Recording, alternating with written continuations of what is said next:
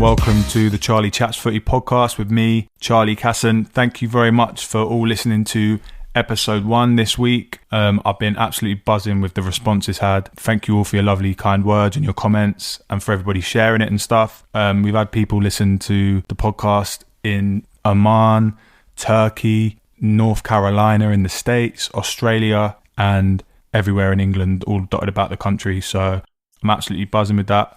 And if you're in Oman and Turkey and Australia listening right now, no idea who you are, but thank you so much for listening. How did you even come across it? Let me know if you're listening, please. I'd love to find out.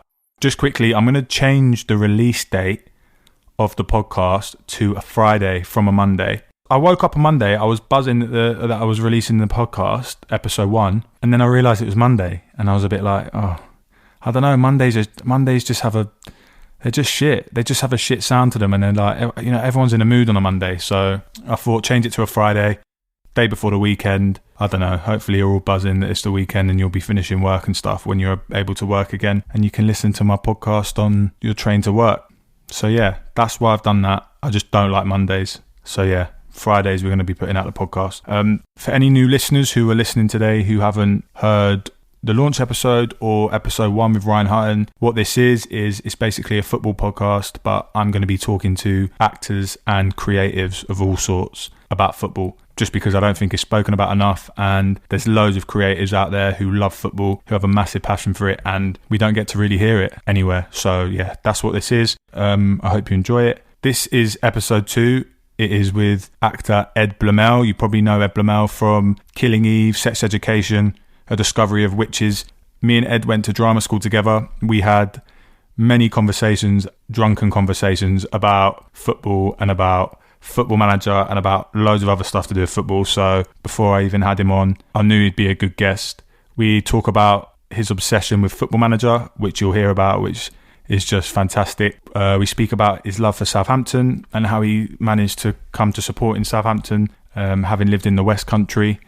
And we speak about, at the end of the episode, of course, who Ed would play in a biopic of their life, any footballer, past or present. So yeah, stay tuned, support, subscribe, follow and everything, share it, like it, shout about it if you enjoy it. Also, if you listen to it on Apple Podcasts, you can leave a review on there if you want to. It helps me a lot because it helps the podcast get catapulted into the Apple feed and stuff like that. It just makes it easier on the search bars and the search results when everyone's looking for it. So yeah, if you do like it, please, it takes 30 seconds. I appreciate it a lot. Yeah, just leave a little review. But for now, this is episode 2 of Charlie Chats Footy with Ed Bluemel.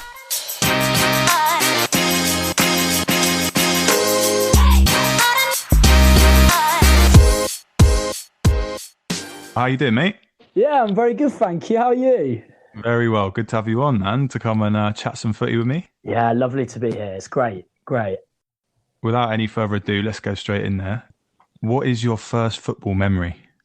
My first football memory. Do you know what? I know exactly what it was. Definitely my first live football memory was watching Aylesbury Town take on Barking. I think we're talking...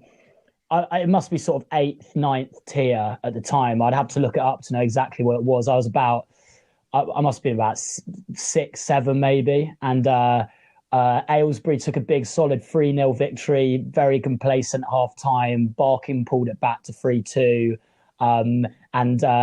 Yeah, tiny little pitch. I don't know what the capacity was. Aylesbury, it's near where like my cousins live. And we went one Sunday afternoon or something. And yeah, it was great. It was really fun. I wasn't really into football at all then. So it was like, that was definitely my first experience of like seeing it happen in front of me. Before that, it'd just been watching, my brother be into it and things like that. Yeah. So your first ever game was an Aylesbury Town game? Yeah, it was. Which I think, I don't know how many people can say that. It's quite a niche thing. Yeah, yeah, it is. So you're a Saints fan, yeah? Yeah, I am. So why Southampton? So do you know what? It's one of these things when like, I'm not even sure I know the reason, because like my love of Southampton Football Club actually became way before my love of football. It's really weird. It's sort of based on this like, on like 3 possible options that I've come up with that I can't really know exactly what it is. So even before Aylesbury Town, I knew for some reason that I had an affinity with Saints. And my brother seems to think it's because once, I believe it was 96, so I'm about 3 years old, something like 96, Southampton beat Man U 6-3, famous game. Igor Ostenstad, hat-trick, Chip Schmeichel. And my brother was a Man U fan, and basically his 3-year-old little shit of a brother was like, I've just watched the team that you love get demolished by someone, and they're going to be my team forever. So, which is actually quite like strangely like sadistic thinking for like a toddler, essentially. So that's one really strong sort of reason that my brother claims it is. Alongside that, like looking at it logically, Southampton were the nearest Premier League team at the time. I mean, this is before the days. I'm from the West Country, from Somerset, so like this is before the days that like Cardiff and Swansea were jumping up and down, or any of the sort of like Bristol teams were anywhere near the Premier League. So like genuinely the closest one was actually Southampton, about 2.5 hour drive away, which is weird to think now because, you know, Cardiff's just around the corner from me and things like that. And they've obviously spent time in the Premiership. But yeah, I mean, I'm not 100% sure that's really the reason, because again, like you've got to think in a 3-year-old's mind here. And then the most likely one, I think, is that can you remember? I don't know if you remember, there was like before Power Pods, before the little ones, there were like bigger like football figurines with the giant heads that were like a bit more sturdy, and like you could see which one you were getting. It wasn't like potluck. So before that, my brother had a load of United ones. I hero worship my brother. I saw all of these. I wasn't allowed to touch them. I wasn't allowed to get anywhere near them. I mean, he had the full sort of like 1997, 1998 United team. And he's still got it somewhere. It's gold, the kits, everything. He's got like Lee Sharp, like niche players like that. And I saw them. I loved them. I wanted my own. Went out to town with my mum. Saw someone in a red and white strip, bought it, and obviously cocked it up because it was stripy and it was Matt Letizia. And there, my grave was dug, and I've supported them ever since. That's my favorite.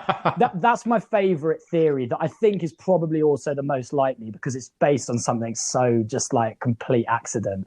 And that's the one that I generally settle on if people ask me about it.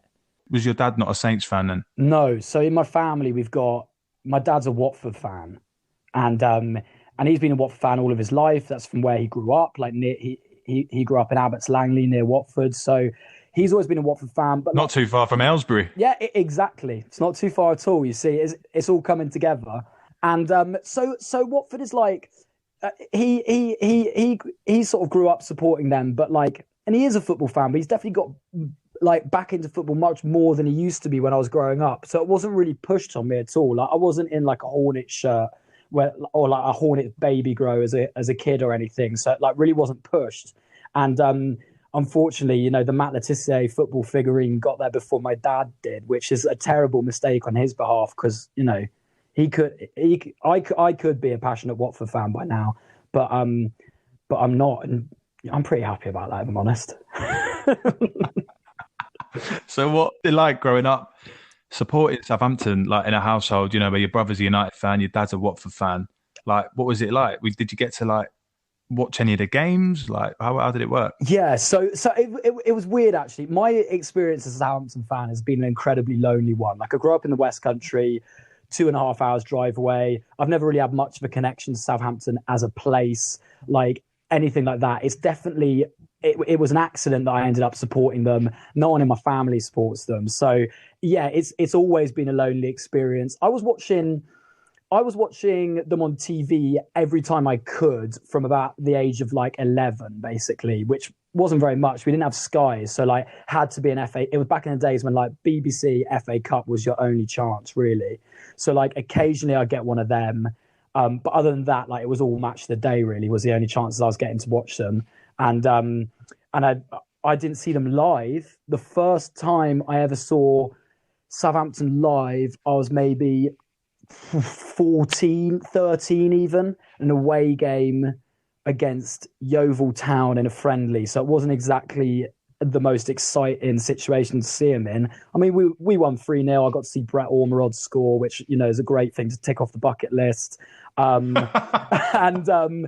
And so but that was the first time I watched them live. And then the first time I went to St Mary's, which is like extraordinary because I've like I have definitely, you know, a lot of people would say I'm a Plastic fan because of the way I support them. But like the first time I went to St Mary's was literally February 2019.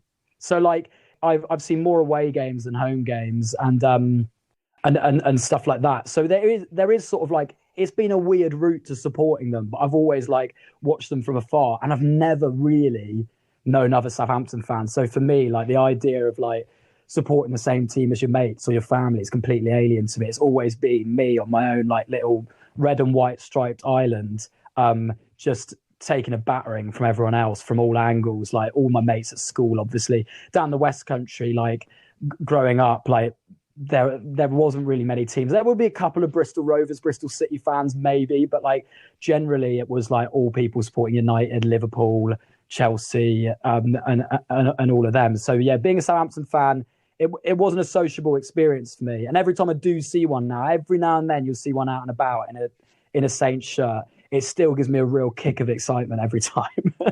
When you said when you were 10 and 11 when you were supporting Southampton, yeah, that was what the James Beattie days, was it, in the Prem? Yeah, I think the Southampton that I really fell in love with as a team, like obviously since I was tiny, I've loved Matt Letizia. Like he's the boy for every Saints fan, really. But like the team I fell in love with very specifically was like a huge way into football for me, for really understanding football, was FIFA and Football Manager. And I got into them when I was probably about 11, 12.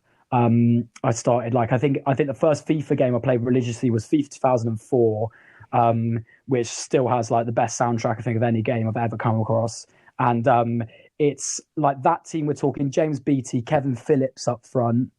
He only did a couple of seasons at Saints, but I love Kevin Phillips as a player. And then like some quite like Anders Svensson, very important player for me always. What a throwback. Yeah, absolutely. A great player. He went on to just put a shift in for Elfsborg until he was like 44.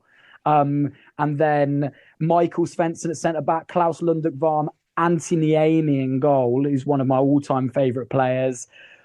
For a season, it was just after Wayne Bridge had gone to Chelsea, and it had been in a swap deal for Graham Lasseau. So for me, like even though he played for Southampton for like one season, Graham Lasseau to me, like built in my head as like a Southampton hero of that FIFA 2004 team. And then like Rory Delap was at right back, and he didn't spend a huge amount of time at Saints. And then I think right midfield. It was a 4-4-2 starting formation. If you didn't edit anything on that game, I think right midfield was David Prutton or someone like that, and then and Paul Telfer in centre midfield. That's it, Paul Telfer and Anders Svensson. So yeah, for me, like James Beattie was definitely like always the hero. Of course, he was. The season before had been top English goal scorer under Gordon Strachan, 2003 when we got to the FA Cup final, and yeah, I mean, he was a great player in his prime. He cooled off a bit too soon. I think he left Saints a bit too early. I think he should have done a couple more seasons. But what a player! When he was on his day, he banged them in.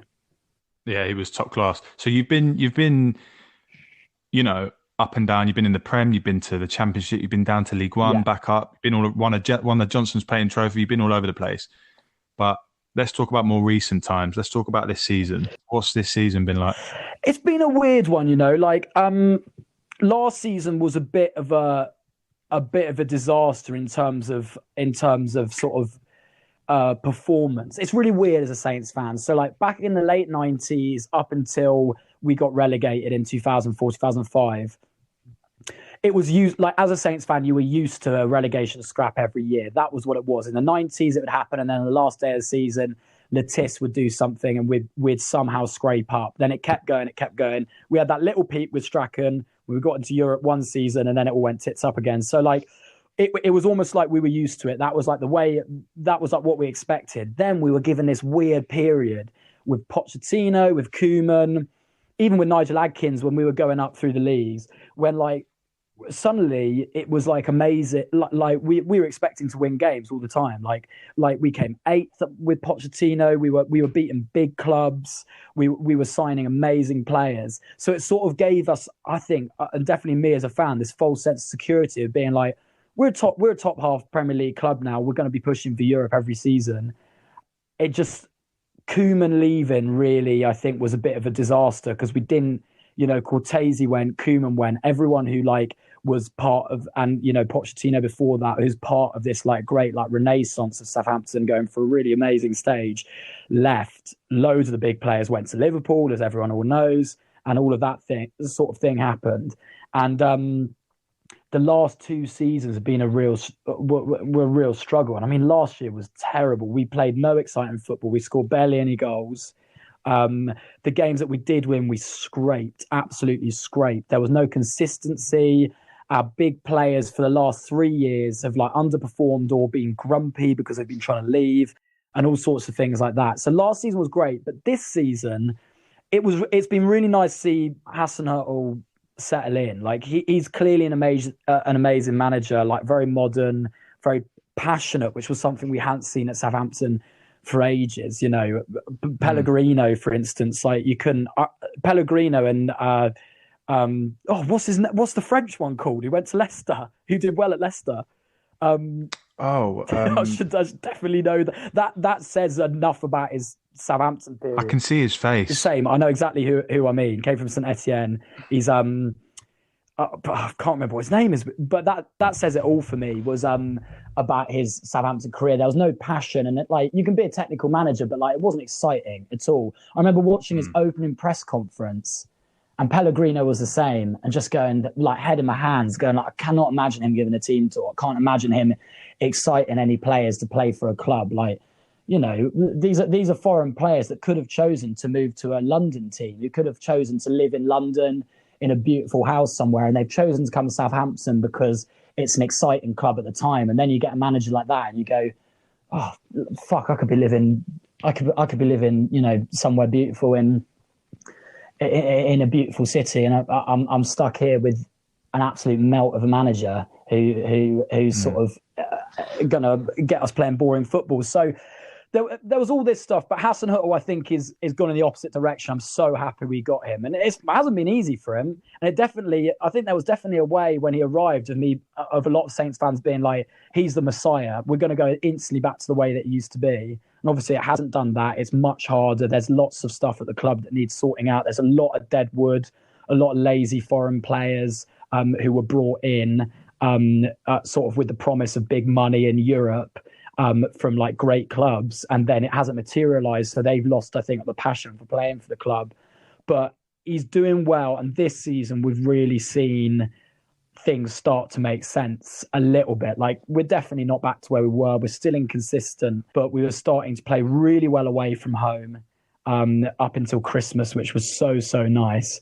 And then some of the players starting to fire again, which is really good. Like Danny Ings started performing, which is so nice. Nathan Redmond, who on his day is unplayable. Like I've seen him tear people up, and then I've seen him completely disappear for 6 weeks in a row. Like he's sort of having the trust in players like that. James Ward-Prowse sort of like really orchestrating the whole team. It is nice to watch it coming back together. And I think, who knows what's going to happen with this season, but I think it's going to end sort of like, if it had continued, we were going to end sort of nicely mid-table, looking at somewhere like 12th, 10th if we were really lucky, if we got a bit of form towards the end of the season, because we had played most of our hard games. And I would have been really happy with that, I think. And it was something to build on, yeah. We've got to talk about it. The 9-0 Friday night under the lights at St Mary's. Yeah. I don't know if you know, but it equalled a 24-year record of the biggest Premier League defeat in the history of the Prem. Was that the turning point? But do you know what? I actually look back on it now, and it was horrendous at the time, but I look back on it, and I actually think that was the embarrassment the club needed. We've been coasting for so long, just like suddenly settling into this thing of being like, oh, we're a relegation club now, that actually it took a real humiliation, I think, for the players more than anyone to go, that's the lowest point of my career. And I'm not playing for a club that should have lows like that. Yeah, Leicester are a fantastic attacking team when they play really well, but like you're in the same league as them. You should not be, you can take a 3-0, 4-0 defeat on the chin maybe, but when it's ridiculous numbers like that, I think it caused all the players, I think it caused everyone sort of behind the scenes at the club to really take like a long look at themselves the way that they were performing and the passion and things like that. And I think it is actually the cornerstone. After that, we started performing. We played City in the next. Our next two fixtures were against City, and I can't remember the exact results, but they were both against City, one in the cup and one in the league. And I think we drew one of them. I think we drew the one that was next, and then the one after that was away in the league. And yeah, we lost, but it was 2-1 or 3-1, and we put in a really good performance. And then from there, we started performing. So it was clear that did the damage that it was supposed to do. I mean, you don't want it to have to come to that, but and it was horrendous to watch. I watched the whole thing on TV. I was so excited. Southampton on TV, like it just happens occasionally. I got Sky now. Sat down. I watched the whole thing, and it was one of those things when people were like, "Why didn't you just switch off?" And I was like, "I couldn't switch off." It was like it was almost mesmerizing to watch. I've never seen a team capitulate like that, and it was like.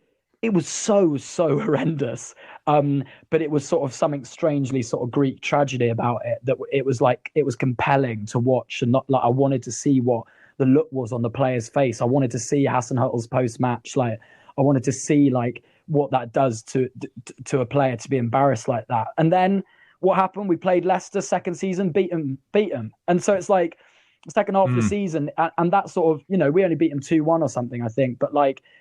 The feeling of redemption of going like, we definitely haven't, if that was aggregate, wouldn't be looking great, but like it still shows that I think the club sort of bounce back ability is something that I've always prided myself in with Southampton, going down to League One, bouncing back up fairly quickly, and things like that. So I sort of look back on it with an element of pride, I think, and I think it's a great part of the narrative. Bit of trivia for you. So that was only the second time in Premier League history that two players have scored a hat-trick for the same team in the same game. Obviously, Perez and Vardy against Southampton. Can you tell me the other two and who it was against? Oh my! Claude Puel, by the way, that's just come to me. He didn't score a hat-trick. It's Claude Puel was the manager. I haven't got a clue. Not a clue. It must be a massive win. You're not going to like this. It's not Saints against Saints again, is it? It's against Saints again. Who was it? Jermaine Pennant and Robert Pires, May 2003, 6-0 to Arsenal. Yes, I actually do just about remember that. Jermaine Pennant scoring a hat-trick in the Premier League. Think about that for a second. Against Southampton. Well, I absolutely did not know that, but I'll bank that for the pub quiz because that's quite good, actually. That's good knowledge. Do you know what? Just talking about that 6-0 now. Sorry, 6-0, 9-0. Yeah. It absolutely put me to the summit of my fantasy league table. Oh my gosh, who did you have? I had Chilwell, who got a clean sheet and 2 assists, and I had Vardy captain. Yeah, that's huge. Saturday hadn't even arrived, and I was, sitting at the top, loving life. That's the sort of stuff you dream of, isn't it? I remember when couple of seasons ago, I think it was 2018, at the beginning of 2018-2019 season, maybe, was it Aguero got 4 goals, and I knew a few people that triple captained him, and it was just... it was against Newcastle. Yeah, like, it's the stuff that, if I think about it, I get goosebumps. Oh, mate, there's nothing like it. We've got to touch on the rivalry with Portsmouth, right? Yes. I mean, has it...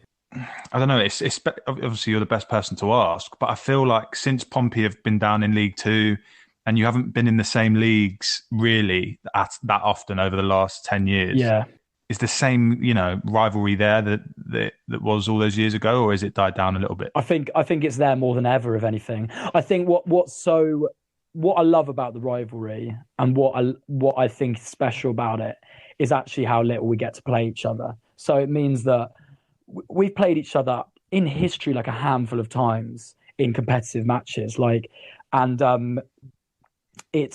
we always seem to avoid each other, but every time we narrowly miss each other by a league or whatever, I just think the tension and the pressure is ramped up for the next time it happens. So loads of the other huge rivalries in sort of English football, or Scottish football or whatever, they're in the same league almost every.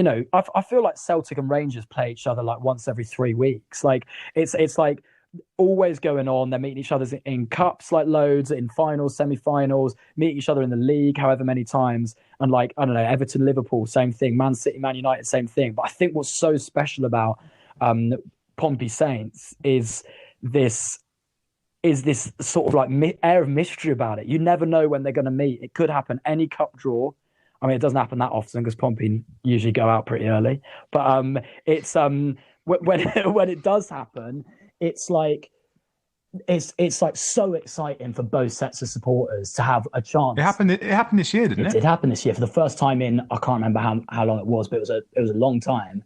And we battered them, and I think that was what was expected from both sides. I think there was never really a chance of Portsmouth winning that one this time. But like, I think another thing that's great about the rivalry is how in the last 15 years, the two of us have ping-ponged up and down the league, so that when we do meet, you know, who's not to say that we might meet in a decade's time and Saints will be in League One and Portsmouth back in the Prem. Like, I think that's what's exciting about it. It's two teams that are just so volatile, and I mean, hate each other to an extent that like, I actually, and of course I'm biased, and like everyone wants their rivalry to be the best rivalry, and everyone wants their rivalry to be the most bitter. But like, the hatred that Portsmouth and Southampton have against each other, you know, on a non-footballing level, let alone on a footballing level, I think is so deep cut and so fierce that when we do meet, like, it's terrifying. I mean, the footage from the Saints away fans arriving in Portsmouth to go to Fratton Park is extraordinary. Like, that Portsmouth fan punched a horse after it. Punched a police horse. Yeah. So there's all this stuff, and like the Portsmouth fans are like, they're a really, you know, very passionate, very aggressive set of supporters with a very, you know, deep history, and they're always up for a fight and they're always up for a scrap. And then, you know, you send the Southampton fans in there as well, and it's really sort of like messy stuff. So I think I love it, and I think the rarity of it is what makes it so special, and also what makes it so bitter. You mentioned at the start you got a love for FIFA and Football Manager. Of course. Now I know we've had many conversations before about Football Manager. Yeah. What's going on at the minute? I want to know. So I actually haven't got the new game yet. Because every now and then this happens to me. I get so embroiled in an old game that it seems like I'm cheating on it to buy the new one. So I haven't bought one in 2 years because I got into Football Manager age 11, age 12 in days gone by when I did not understand how football worked. I just played 4-4-2, didn't change the tactics, balanced all the way. Never made any substitutions unless I got an injury. Played David Prutton wildly out of position, and all sorts of stuff like that. But that's how I learned, and that's how I became obsessed with football as a stats game. Like when I haven't maybe been to as many live games as some of my friends. I think there's sort of, it's a bit like being a tracksuit manager and a suit manager. Like I think of like tracksuit fans as people who maybe have played football all their life and gone to loads of live football. And then I think of like the suit fans that are a bit more like me, that maybe, you know, haven't been to as many games, are absolutely crap at football, but like are obsessed with sort of the statistics, obsessed with the numbers, obsessed with the sort of tactics, which is how I grew up on football. As soon as I discovered Football Manager, it was either that or it was checking the scores on CFAX because we didn't have Sky. And if you think of Football Manager and CFAX, that's just numbers. And like, that's all it was. It was less about the game and it was more about the sort of statistics. So yeah, my current game. Okay, so I'm playing now on 2018. And it's been going for a long time. I started unemployed, which for me, I think it's a bit of a poisoned chalice because I've sort of cursed with the opinion that nowadays, as I've got older, starting with a club is sort of cheating. It feels disingenuous to me. I think the real way to play Football Manager as a purist is to start unemployed with loads of leagues selected, down to the low levels, and just see what you can get. So I started in the Swedish second division with Dalkurd FF. They were green and white. Wait, hang on. I've not, just for people who've never, I just find this hilarious. For people who've never played Football Manager and started unemployed, How does it work? How do you get a job? So before the game starts, there's this weird thing that like you might have noticed when you start a game that says select previous experience, which is basically you select your reputation that you had if you had been a player. So if you select international, that you were an international footballer worldwide, then yeah, you start unemployed. You might be able to get a job at Fulham or something in this, or Derby, in the same way that Frank Lampard did, because his previous experience was an international worldwide footballer. Right. So I started with semi-pro footballer, so it's low. So basically, you apply for jobs that are really low down, and like you might get Vanarama people offering you jobs. You might get whatever semi-pro clubs, but I managed to get, I think, quite lucky with Dalkurd FF. I put in a great interview. I said this is what I want from the club. They gave me the opportunity. I got relegated straight away, but they stayed on with me. The Swedish league is a tough league, and I went down to the third division, and I made an unbelievable signing that I think will live long in the memory, which was 38-year-old Diego Forlan on a free. The man had zero physical stats left. He had nothing in the tank. But if you put him anywhere, even at anywhere within 25 yards, that's going in.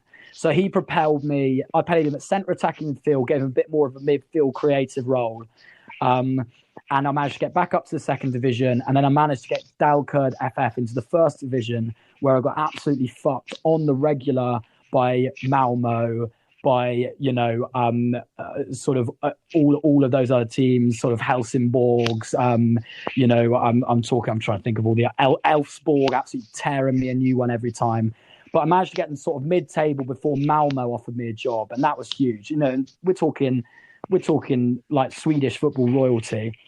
So I took on Malmo, became absolutely dominant in the league, got some really good players. I had a 35-year-old Tony Kroos, just absolutely a sort of like chieftain of my midfield. And it was fantastic to watch. I loved it. It was really fun playing in that league. Really liked the Swedish league as a whole. It's now very close to my heart. Often Google Malmo shirts, just seeing if any come up cheap. Well, I wouldn't mind a Malmo shirt.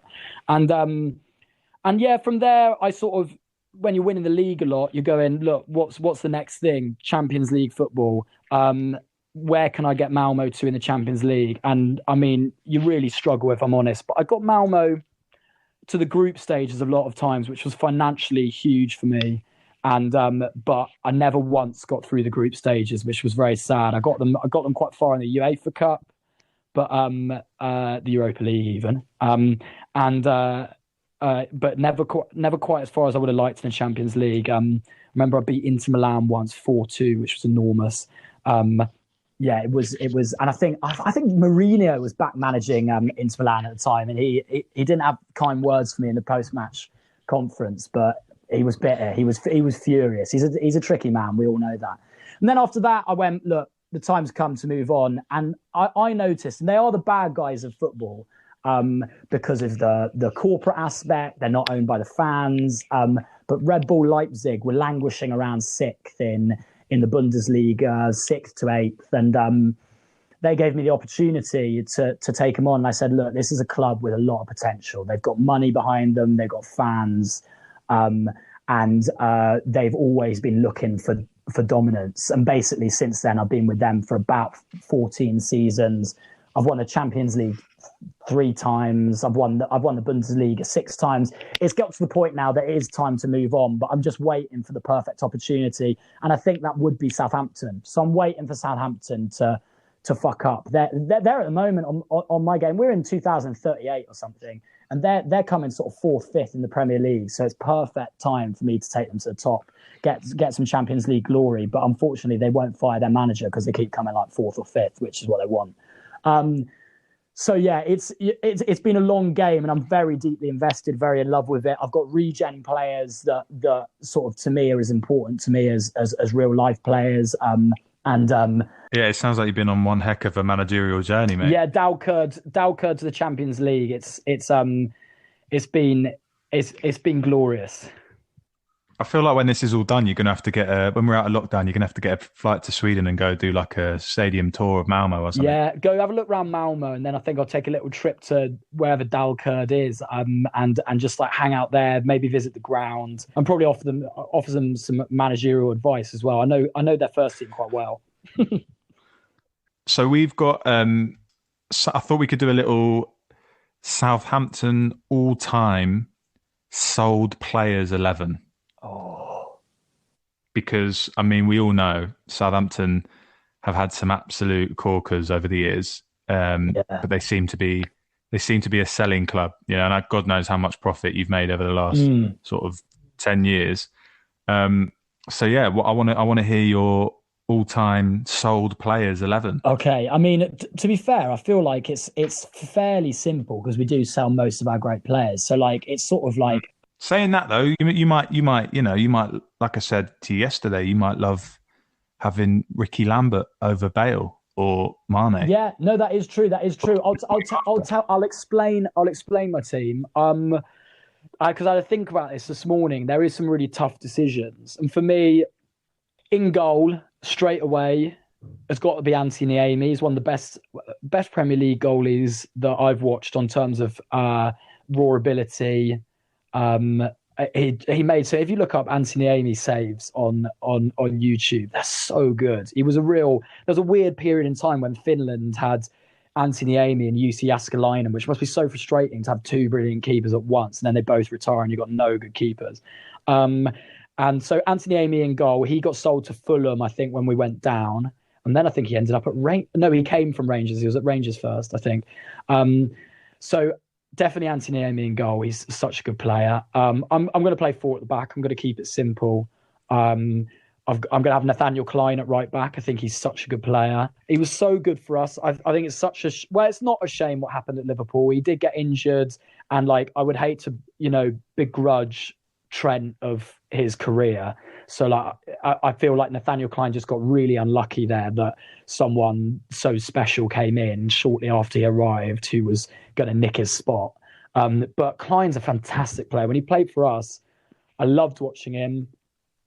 He's great attacking fullback, gets lots of assists, gets a couple of goals, good goals as well. And I'm hoping that his career gets resurrected now. I think he was on loan at Bournemouth last time I saw him. Yeah, I hope he manages to climb up and sort of get back to his best. Centre backs. Yeah, two centre backs. You got this. This is a tough one. There's a few really nice ones. I mean, Van Dijk's a no-brainer. Obviously, he's up there with some of the best defenders in the world right now. Some people say he is the best centre back in the world.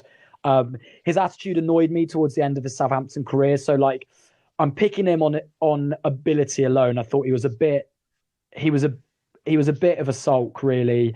But when he was playing for us and passionate about playing for us, he was the backbone of the entire team. So you're not giving him the armband then? No, I don't think he would get the armband. He would be there, and I'd say, look, great. I can't deny you your ability. You're gonna keep goals out, and you're gonna score a few as well. And he just terrifies attackers, which I think is what's so good. He's such an imposing figure. Now, other centre back, I've got three options. I've got Jose Font, who when he played for Southampton, he had a very strange career. He had a long career before Southampton as quite an average centre back. Played for Palace, played for maybe Charlton Athletic, but I might be making that up. And sort of he was around for years. I can remember that, and me being very sort of like, oh, I don't know who he is. Then he came to Southampton when we were in League One and flourished and became. I mean, when we're in the Premier League, one of the best sort of defenders we've had. I loved him. Incredibly commanding figure, really powerful. Just scored a few goals as well. Very solid at the back. So we've got him as an option. We've got Dejan Lovren as an option. Very not exciting, I think, for Liverpool. I don't think Liverpool fans would go, yeah, put Dejan Lovren in. I don't think he's been solid for them or reliable for them. And he clearly at the top level Champions League football didn't quite cut it for them.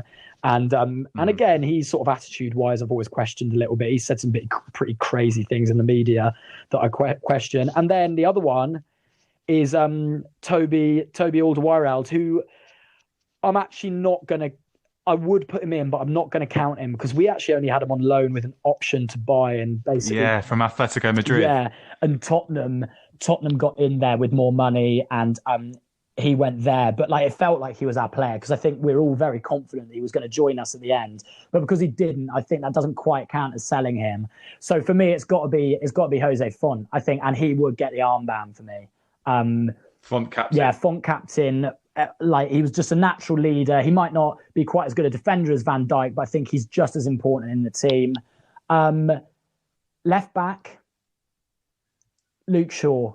I like Luke Shaw. Got to be, isn't it? I've got a real affinity with him. I love any player. I grew up on Matt Letizia. I love any player that's accused of like not going to the gym enough. I think they're the rock stars of football. I think, Ronaldinho, Big Ronaldo, Matt Letizia, these players that sort of like are accused by their manager of like not putting in the shift, maybe accused by their manager of having a few too many pints. Though interestingly, Matt Letizia never had a pint in his life, which is a good bit of trivia. And then, so like, I love Luke Shaw because of that. He plays at the top level. He plays a lot of games for United these days, but like, people always question his commitment, but I find that quite attractive. I find that quite fun. And I when he does play well, he's good. And when he played for Southampton, he was fantastic. And was really fit and was really motivated. So, and he's always a player that I have a soft spot for. When he does well, I'm always really happy. When he did get picked for England, I was really happy. When he did all of that stuff, like, it's always been super. It's nice to see your ex-players doing well. Exactly. So midfield, how we got in midfield then? So I'm going to be playing a 4-3-3 with the three at the top wide. So we've got three centre midfielders, one of which it would probably be an attacking 4-3-3. So one of the centre midfielders is going to be pushed up a little bit. And the two centre midfielders, I'm playing a bit fast and loose with their positioning. Because actually, no, I think he does play that. The first one would be Victor Wanyama, who is a career that I mourn. Like, he was so good for Celtic. He was so good for Southampton. And then I think he's really I think a lot of Tottenham fans would say he's flopped a bit at Tottenham and he hasn't played as well as he should. He's not picked that often these days. He's had injury problems, which I think is really sad. Like, he in an interview when he arrived at Saints, he even said he was like, this is a stepping stone club, which wasn't a great thing to say. But like, I wish that he could have just had a bit of a better attitude and gone, look, this Saints team that he arrived into was a really exciting, fun one. And I wish he could have stuck it out and not got tempted by Tottenham. But obviously that's very hard to do. He's only human and he wanted a good career. But like, I just think if he had stayed a bit longer and got some consistency like he had at Southampton, I think that would have been great because I loved him. He's capable of absolute belter on his day as well. Like, he scored some unbelievable screamers and he could run around all day. I remember seeing his stats. He runs like over 11k a game when he was playing for Saints and things like that. And I found him, I loved having him in my team. I loved playing with Southampton on FIFA when he was in the team, just having a sighter from 30 yards. And so, yeah, he's good. Next to him in the centre midfield, this is where I think he would come to me and say, look, Gaffer, I should be playing more attacking, but I'm going to have Oxlade-Chamberlain next to him, who, Southampton youth system. I love seeing him do well for Liverpool. Again, he's struggled with injuries, but he's also scored some super fantastic and important goals for them. And for me, that's so exciting to watch. I think he's a great player. And I wish he wasn't injured as much. I'd love to see him as a consistent fixture in the England team. If he found consistency. And I just think he's so exciting to watch and capable of scoring really good goals. I love him. I always did when he came in when we were in League One and started banging goals when he was 17. Then centre attacking midfield, Adam Lallana. And again, Saints youth system. I feel like I grew up with him I remember when he had a little skinhead and he came in. I remember when he had like stats on Football Manager that were all below 10 as like a 16-year-old. Like there were chances he was going to maybe come back to Saints on a free or for pretty cheap this summer. I'd love to see it happen personally. A lot of Saints fans have sort of turned sour with him since he forced the move to Liverpool. But like, again, I didn't begrudge him that one. He didn't do it in a particularly terrible way. I think it was a very obvious point to move on in his career. I just don't think he plays enough at Liverpool because I think he's a really good player.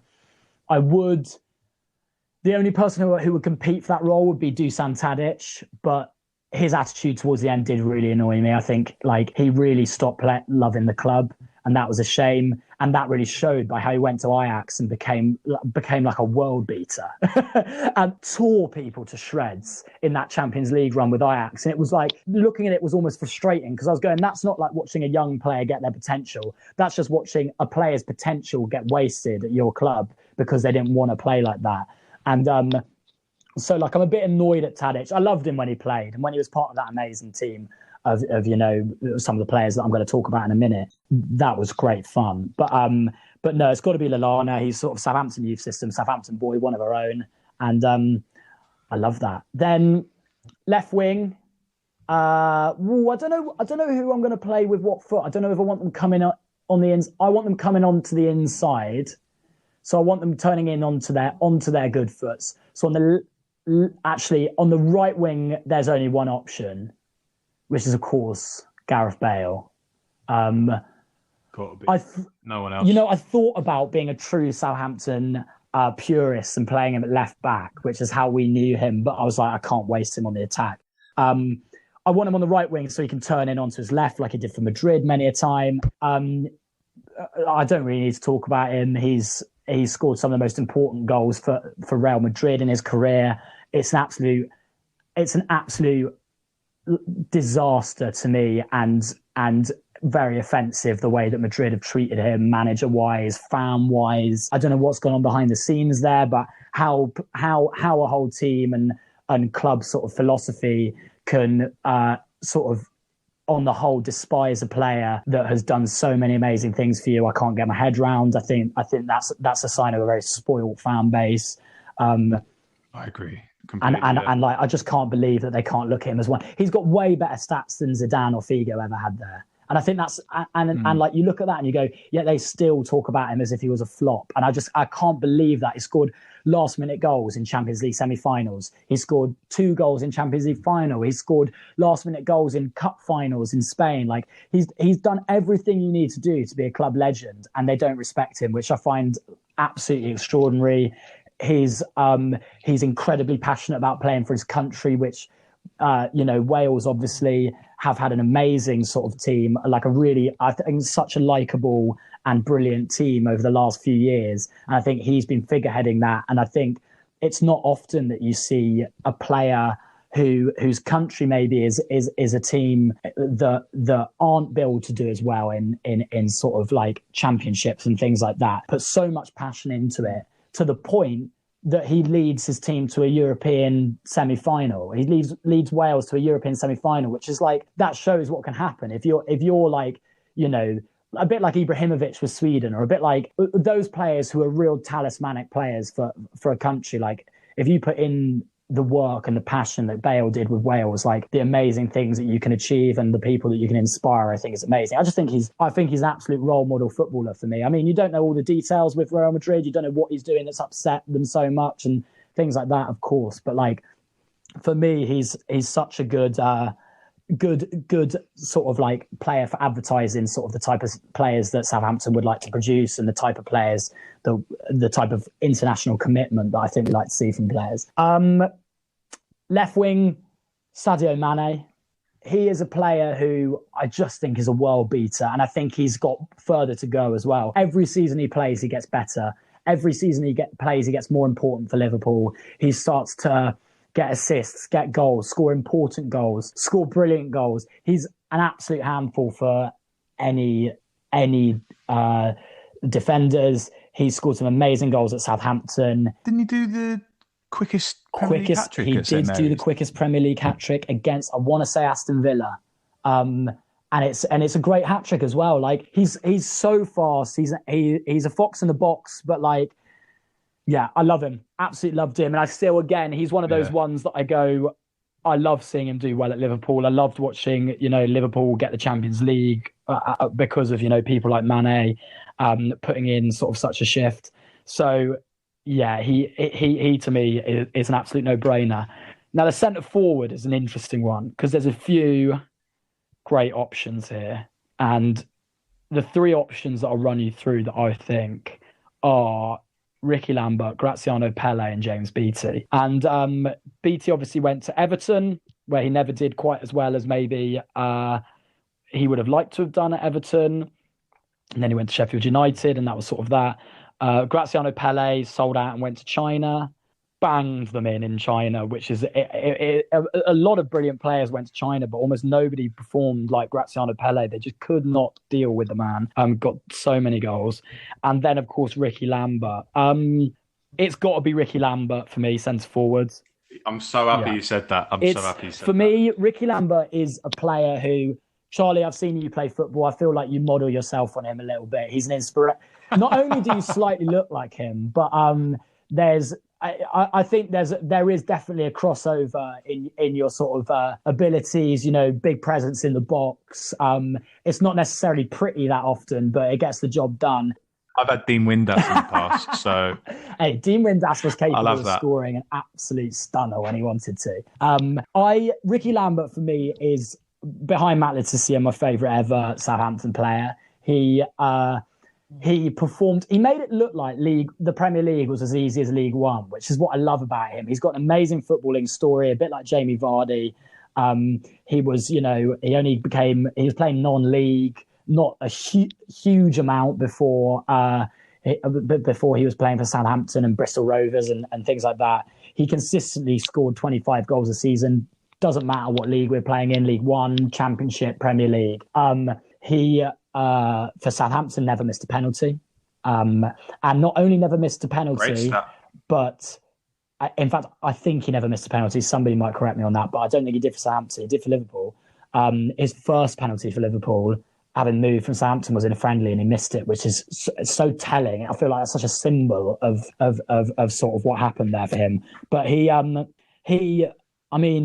his penalties not only all went in, but like went in so emphatically that I was like, I think he's the best penalty taker I've ever watched. Like, there's not many people I'd rather have take a penalty in world football ever, really. That I go, is so consistently, it doesn't matter if the keeper goes the right way. They just do not have a chance. They move too quick and too powerful every time. So, and a free kick taker as well. He could hit them from 30 yards if he wanted to. And like he really, for me, had it all apart from pace, but he just didn't need pace. He was so terrifying in the air. He scored hat-tricks for fun when we were in the lower leagues. And like, I just think he was one of sort of football's good guys for me in terms of like, he had a great story. He'd worked hard. He got his first England cap, age 31, scored against Scotland with one of his first touches. And it's beautiful for me, the whole thing.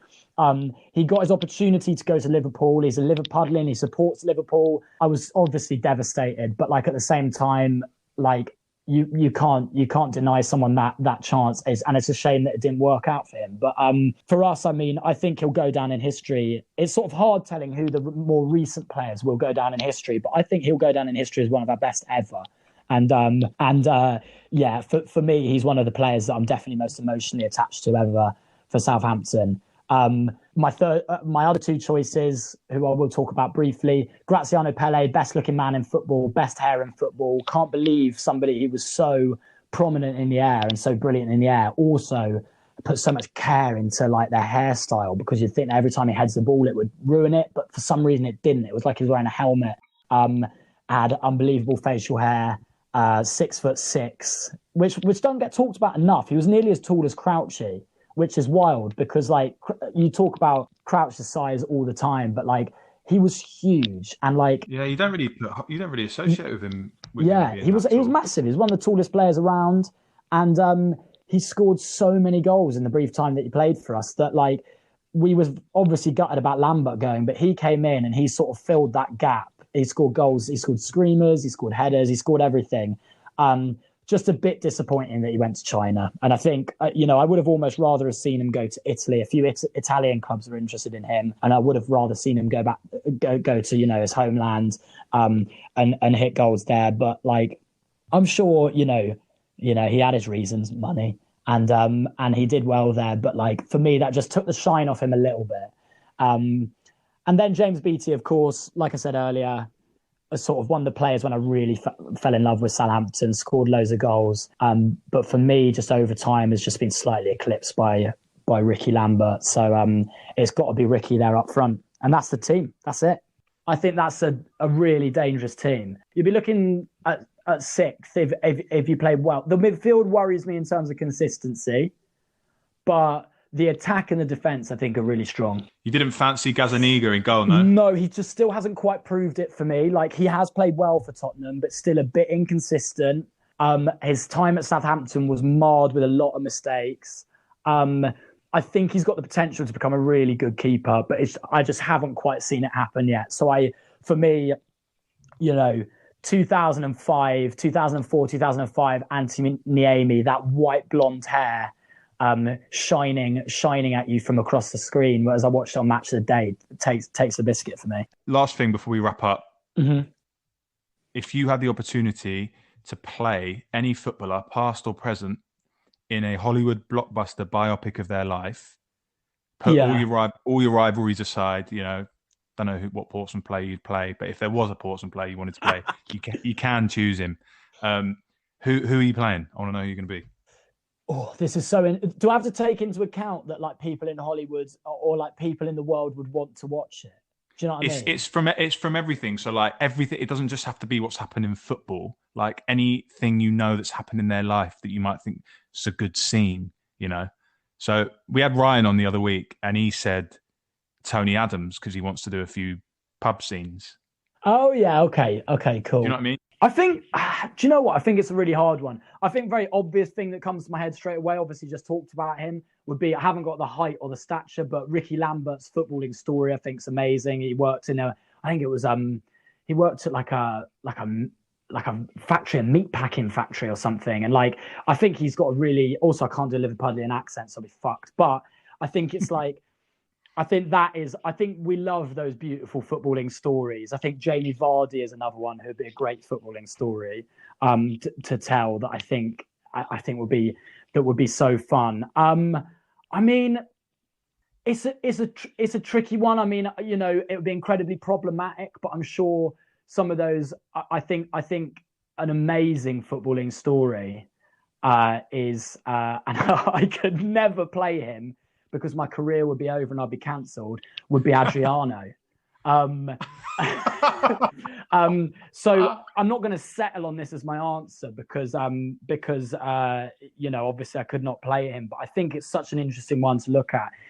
I read an article on Adriano's history, growing up in the favelas, like without a home, playing football on the streets, and then getting in some really nasty stuff after he finished football as well.